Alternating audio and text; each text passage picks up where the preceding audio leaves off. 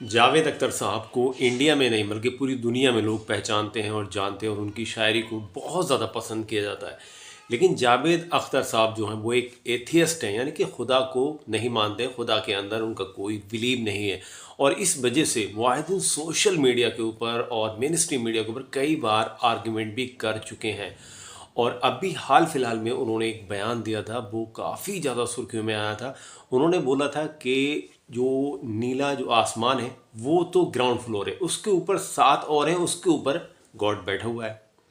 और पूरी दुनिया के अंदर इतना सब कुछ हो रहा है, जेनोसाइड हो रहा है और अत्याचार हो रहे हैं और लोगों के साथ मारा पीटा जा रहा है, लोग भूख से मर रहे हैं, तड़प रहे हैं, परेशानियों में हैं।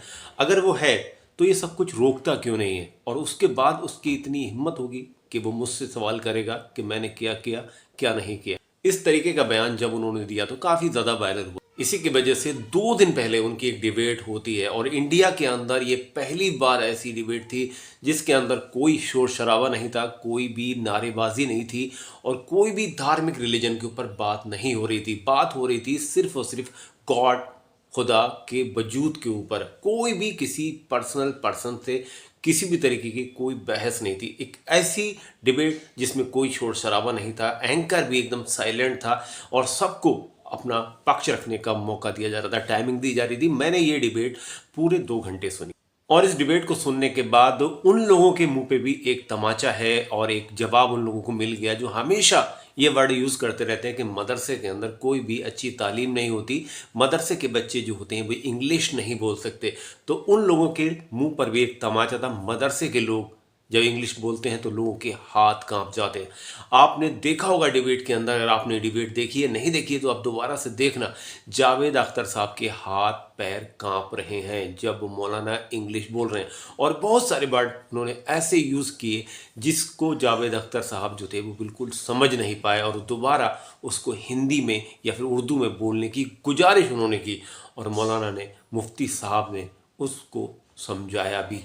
तो जावेद अख्तर और मुफ्ती साहब के बीच में जो बहस चली तकरीबन 2 घंटे चली। कुछ मेन पॉइंट उस बहस के मैं आपको बताता हूँ। अगर आपने पूरी बहस नहीं देखी है तो आप देखना, आपको समझ में भी आएगा। सारी डिबेट के अंदर जो जावेद अख्तर साहब थे वो अपने कुतर्क का ही वहाँ पे परिचय दे रहे थे, कुतर्क ही पेश कर रहे थे। कोई भी लॉजिकली जवाब नहीं दे पा रहे थे वो मुफ्ती साहब की किसी भी बात का। और मुफ्ती साहब के जो सारे बयान थे, जो सारी बातें थी वो लॉजिकल थी और वो लॉजिकल बात कर रहे थे।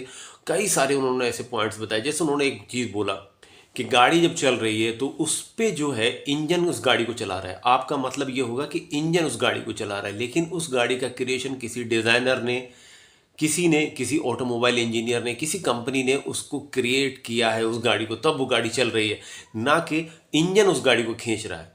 इस तरीके का जवाब जब मौलाना ने दिया तो जावेद अख्तर साहब यहाँ पर भी चुप हो गए। फिर उसके बाद जावेद अख्तर साहब ने कहा कि मेजॉरिटी तय करती है कि क्या सही है और क्या गलत है, और जो नाइंसाफ़ियाँ दुनिया के अंदर हो रही हैं इसको मेजॉरिटी ही तय कर रही है और हम लोग जो इंसानों का बनाया हुआ निज़ाम है वो इसमें शांति लेकर आ रहा है। तब मुफ्ती साहब ने एक ऐसा जवाब दिया, एक ऐसा तारीखी जवाब दिया जिसकी वजह से पूरा जो सदन था, जो हॉल था, वो तालियों की गड़गड़ाहट से गूंज उठा। मुफ्ती साहब ने बोला 1939 में जब हिटलर जेनोसाइड कर रहा था तो मेजॉरिटी ऑफ सपोर्ट जो था वो हिटलर के फेवर में था। तो क्या हिटलर सही कर रहा था? आप उसको जस्टिफाई करेंगे? तब इस पे जावेद अख्तर साहब थोड़ा सा चुप हुए। फिर उन्होंने बोला नहीं, उस टाइम पूरे प्लेनेट का, जो पूरा प्लेनेट है हमारा, पूरी जहाँ पे ह्यूमंस रहते हैं पूरी दुनिया के अंदर, जो मेजोरिटी थी वो हिटलर के अगेंस्ट थी, ना कि उसके साथ थी। जावेद अख्तर साहब ने ये रिप्लाई दिया। फिर मुफ्ती अजहरी साहब ने बोला कि जब आप बोल रहे हैं कि प्लेनेट की जो मेजोरिटी है वो बोलेगी, जो वो कहेगी वही सही होगा, तो प्लेनेट की जो मेजोरिटी है वो गॉड में बिलीव करती है, गॉड एग्जिस्ट करता है, खुदा है, उसका वजूद है। तब जावेद अख्तर साहब यहाँ पे चुप हो जाते हैं। जावेद अख्तर साहब इस पूरी डिबेट के अंदर कहीं भी लॉजिकल बातें नहीं पेश कर पाए और ना ही मौलाना को किसी भी तरीके से वो डिफीट कर पाए, मुफ्ती साहब को। और मुफ्ती साहब ने एक से एक बेहतरीन जवाब दिया वहाँ पे, एक लॉजिकली जवाब दिए मुफ्ती साहब ने। और उनके जो सारे जवाब थे वो हर किसी को पसंद आए, चाहे वो किसी का था, किसी धर्म से रिलेटेड था, कोई भी मज़हब वो फॉलो करता था, उसको मुफ्ती साहब की जो बात थी वो समझ में आई। और जो बहस थी ये मुस्लिम और एथियस्ट की नहीं थी, ये थी खुदा के मानने वालों को और खुदा को ना मानने वालों के बीच में एक बहस थी। जो लोग खुदा को नहीं मानते उनके मुंह पे एक जोरदार तमाचा, ये बहस थी।